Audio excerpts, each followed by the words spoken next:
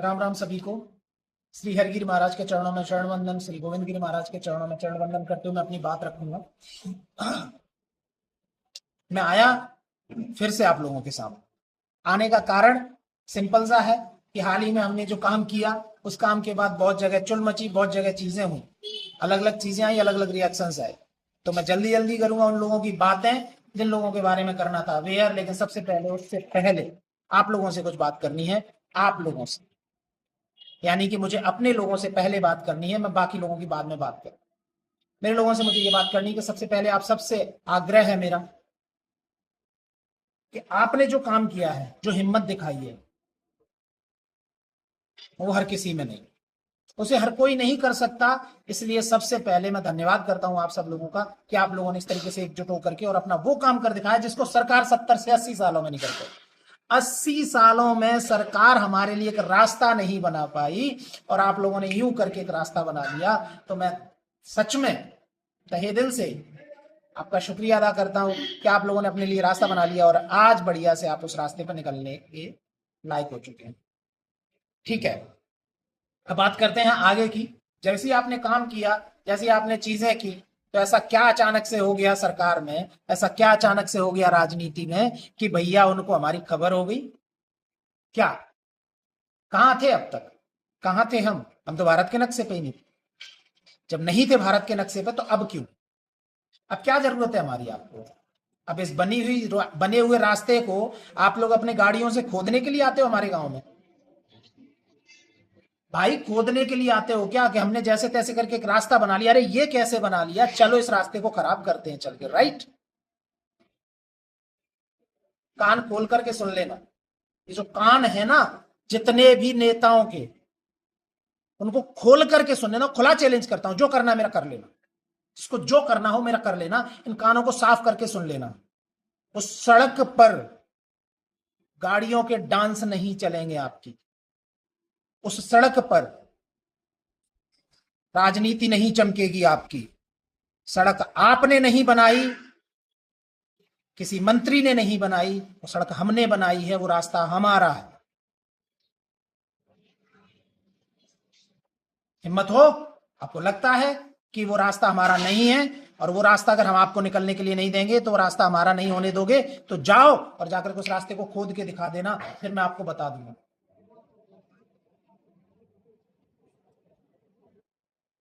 और ये धमकी नहीं है किसी को, समझ आया? ये धमकी नहीं है, ये आप लोगों के लिए अभी सिर्फ चेतावनी है। इतना मजबूर मत कर देना कि हम लोगों को धमकी पे उतरना पड़े, तब डायरेक्ट आपसे लड़ना पड़े। और जिस दिन हम लोगों के डंडे लाठियां उठी और लड़ने के लिए उठे तो मुश्किल पड़ जाएगा आपका संसद में बैठना, मुश्किल पड़ जाएगा आपका आपकी कुर्सी पे बैठना।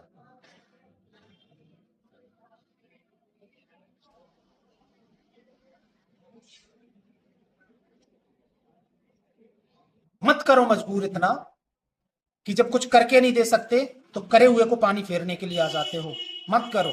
बारिश का सीजन है, सड़क अभी बनी है, कोई पक्की नहीं बनी है, हमने जैसे तैसे करके हल्का रास्ता बनाया है, तो उस पर बहुत ज्यादा गाड़ियों का आवागमन करने की जरूरत नहीं है और उस सड़क को खराब और खोदने की जरूरत नहीं है। सिंपल सी बात में सिंपल सी बात को समझ लीजिएगा, इससे ज्यादा नहीं कहूंगा, वरना हमें और तरीके अपनाने पड़ेंगे जो आपको तकलीफ दे सकते हैं और हमको भी तकलीफ देंगे। क्योंकि किसी को तकलीफ देने में हम गांव वालों को हमेशा तकलीफ होती है, क्योंकि हमें दर्द महसूस होता है, हम भावनाओं से लोगों के साथ जुड़ते हैं, इसीलिए हम गांव वाले कहलाते।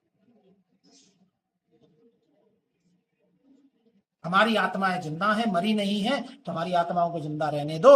आप लोगों की मर चुकी हैं, जिन्हें किसी का दर्द महसूस नहीं होता, जो डेड बॉडी के ऊपर खड़ा होकर के राजनीति करने में जिनको कोई तकलीफ नहीं होती, आप लोगों को नहीं होती तकलीफ, कोई बात नहीं। हमें हमारी तकलीफ के साथ जीने दो और अपनी तकलीफों के दूर करने के लिए रास्ते जो खोजे हैं हमें उन पर चलने।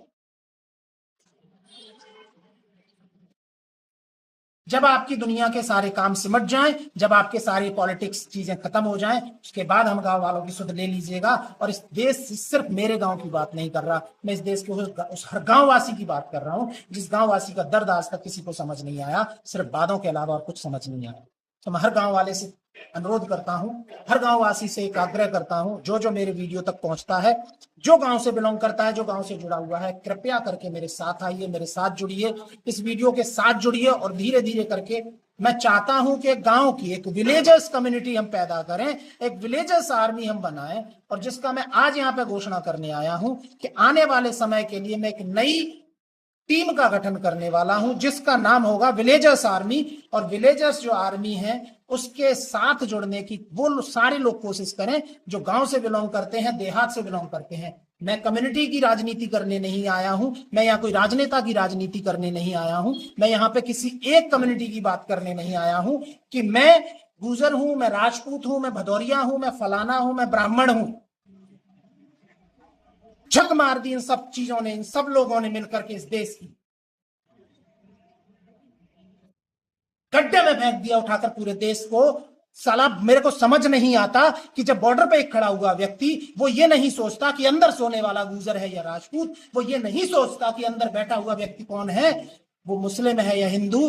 तो ये देश के चार चूतिया उठते हैं और आप उनको लीडर बना देते हैं कि ये मेरा है, ये मेरा लीडर है, ये मेरी आर्मी से जुड़ा हुआ है। कौन सी आर्मी, कौन सी आर्मी? देश का सैनिक देश पे लड़ाई लड़के आता है, छुट्टी आप उसको बैठने को कुर्सी तक नहीं देते हो, ट्रेन में उसको बैठने के लिए सीट तक नहीं मिलती है, और आपकी यहां बनी हुई एक आर्मी, ऐसी चूतिया आर्मी जिसका कोई ना उद्देश्य ना एम, बस देश को बर्बाद करने के अलावा, देश को जलाने के अलावा कोई काम नहीं है, वो लोग आर्मी के लीडर बन के घूमते हैं और वो तुम्हारे देश रक्षक बन जाते हैं। वाह!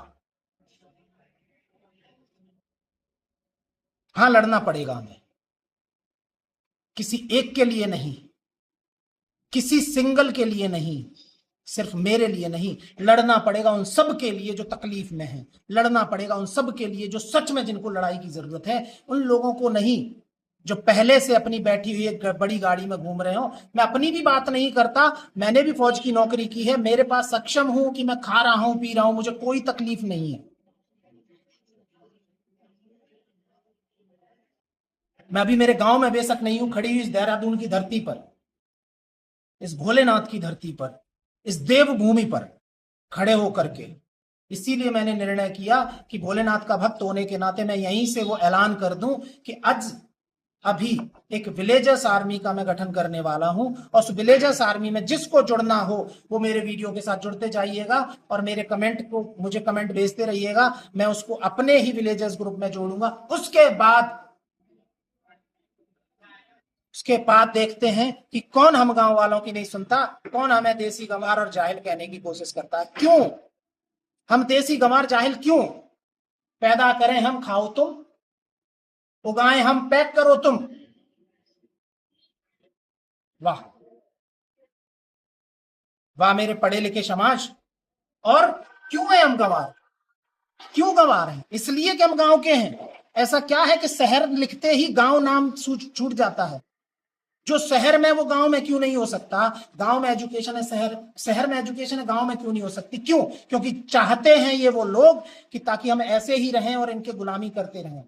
तो इस वीडियो में मैं बहुत ज्यादा बातें नहीं करूंगा, मैं सबसे बस यही अनुरोध करूंगा कि इसके बाद जुड़िए मेरी आर्मी से और करिए विरोध उन लोगों का जो कहते हैं जाहिल और गवार हम लोगों।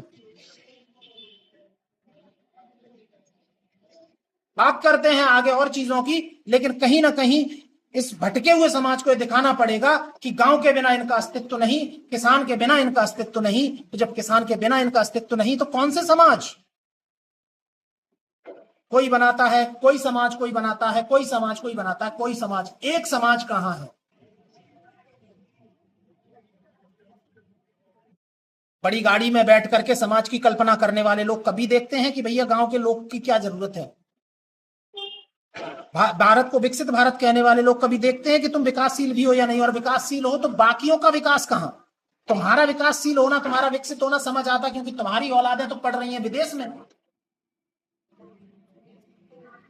तुम्हारे बच्चे तो पढ़ रहे हैं अच्छे कॉलेजेस में। गांव के लोगों के लिए कौन सा विकास? मैं सरकार की बात ही नहीं करता, मैं उन लोगों की बात करता हूं जो चूतियापा फैला रहे हैं कि आपने अपने 10 रुपए लगा करके कभी समाज के लिए कुछ किया, जो भंडार भर रखा है अपने बैंक बैलेंस में से निकाल करके कि भैया ये लो 10 रुपए और इससे एक स्कूल बना देता हूं जिससे सच में तुम्हारा विकास हो। खुद को आईएएस की औलाद कहने वाले या फिर खुद के आईएएस परिवार से आईएएस पैदा होने वाले लोग क्या कभी कहते हैं कि मेरा एक आईएएस बेटा है या मेरा कोई भी है, चलो ये फ्री में आकर के आप लोगों की 10 दिन क्लास चला देगा? नहीं। जमीन चाहिए गांव वालों की, अनाज चाहिए गांव वालों से, दूध चाहिए गांव वालों से। बचता क्या है? खून नहीं बचता। वो तो तुम कब का पी चुके हो यार। पर अब मुझे लगता है कि हद पार हो चुकी है। अब मुझे नहीं, मुझे लगता है आप सबको लगता है कि हद पार हो चुकी है, तो कहीं ना कहीं जो लगता है उसके खिलाफ खड़ा होना पड़ता है। तो अगर आप तैयार हैं उठ खड़े होने के लिए, अगर आप तैयार हैं जुड़ने के लिए, तो आइए और जुड़िए और एक होकर के अपनी लड़ाई लड़िए, अपने गांव की लड़ाई लड़िए, एक होने की लड़ाई लड़िए, ना कि इन लोगों के पीछे भागते रहने की लड़ाई लड़िए। इन लोगों के गले में मालाएं डालना बंद कीजिए यार।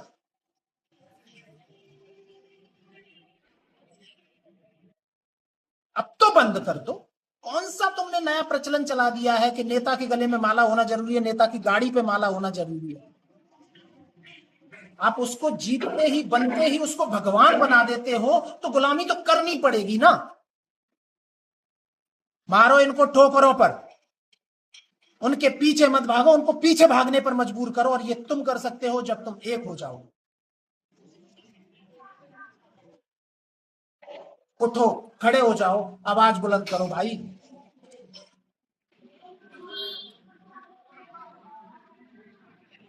ये प्रचलन जो मेरी आर्मी के साथ जुड़ने वाला है, अभी बता दूं, ये प्रचलन पहले तोड़ के आना कि मेरी आर्मी से जुड़ने वाला कोई भी व्यक्ति किसी नेता राजनेता की गले में माला नहीं पहनाएगा, उसके पीछे नहीं भागेगा।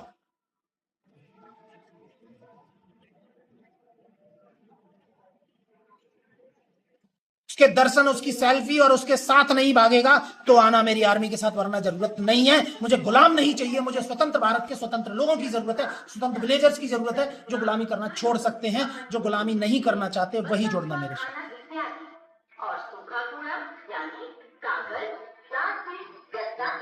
एक भारत श्रेष्ठ भारत, सर्वश्रेष्ठ भारत की कल्पना करने वाले लोग जब निकलते हैं तो कैसे उनको। और एक चीज, सिर्फ गले की मालाएं तक सीमित नहीं, मैं भूल ही गया था इस चीज को, पैर छूना। यार मैं बड़ा अचंभित होता हूं ये चीज देख करके कि 30 साल 20 साल 25 साल का एक नेता और 40 साल 50 साल 60 साल 80 साल 100 साल के बुजुर्ग उसके पैरों में पड़ जाते हो। क्यों? विधायक, मंत्री, MLA, MP, CM, PM, cabinet, non cabinet, क्या है ये? कौन है ये? भगवान है? कौन है ये? भगवान है? कौन है ये? संत हैं? कौन है ये? गुरु हैं तुम्हारे? कौन है ये? टीचर हैं तुम्हारे? कौन है ये? मां बाप है तुम्हारे? जब ये कुछ है ही नहीं, चाचा लगते हैं, ताऊ लगते हैं, फूफा लगते हैं क्या? जिसको देखो गले में माला और पैरों में हाथ, कैसे भाई? और सबसे पहले मैं उन चूतियों को कह दूं जो वहां बैठे हुए हैं और जो अपने पैरों को छू लेने देते हैं, अगर ये बात बुरी लगती है तो मुझे फांसी पे चढ़ा देना कि जब आप मंत्री बन चुके हो, जब आप सांसद बन चुके हो, जब आप एमपी एमएलए बन चुके हो, तो आप अपने पैरों में किसी को झुकने कैसे देते हो? इतने सारे आप संशोधन करते हो कि आपको कभी भी अपने, अगर आपको उस टाइम पे याद नहीं रहता कौन पैरों में झुक गया, तो बाद में तो अपने वीडियो देखते होगे भाई। तो एक संशोधन क्यों नहीं कर देते संविधान में, और कि इसके बाद कोई भी अगर नेताओं के पैर छुएगा तो उसको सजा हो जाएगी। सम्मान कहते हैं इसको, इससे आपका सम्मान बढ़ता है। बहुत ज्यादा सम्मान की जरूरत है आपको। इतना सम्मान कम नहीं है कि एक आम जनता पागलों की तरह आपके भाषण सुनने के लिए स्टेज के नीचे चूतियों की तरह बैठी रहती है और आप उनके चिल्ला चिल्ला करके चूतियां बनाते रहते हो। इतना कम नहीं होता क्या आप लोगों के लिए? उससे ज्यादा सम्मान की जरूरत पड़ती है कि आपके पैरों में पिंड भरवाते हो आप लोगों से। क्यों नहीं रोकते किसी को? आपकी सिक्योरिटी वैसे तो आपकी इतनी सिक्योरिटी करती है, लेकिन पैरों में झुकने वाले को नहीं रोकती कि ये अलाउ नहीं है।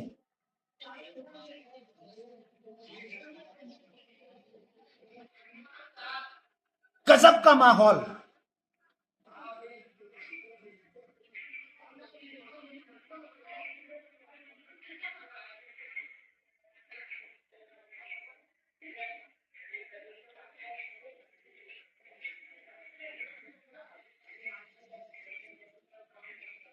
मैं इस वीडियो के जरिए बता दूं आप लोगों को कि मैं पहले भी बताया था और मैं फिर से बताता हूं कि मैं चुनाव में वोट नहीं दूंगा।